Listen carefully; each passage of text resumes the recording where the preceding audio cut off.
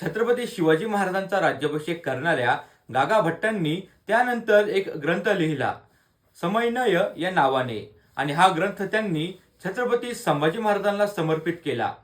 त्याबद्दल लिहिताना गागा भट्ट लिहितात, श्वेतछत्रे धारण करणाऱ्या भोसले घराण्याला ललामभूत अशा संभाजी महाराजांच्या आनंदासाठी आणि कृपेसाठी हा ग्रंथ कारणीभूत होवो व त्यांना चिरंतन कीर्ती प्राप्त होवो।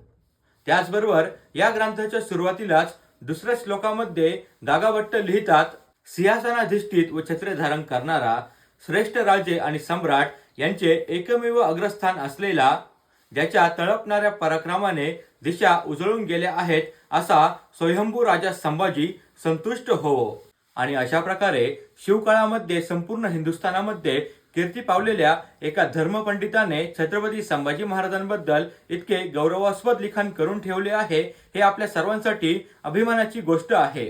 धर्मवीर छत्रपती संभाजी महाराजांना त्रिवार मानाचा मुजरा। धन्यवाद।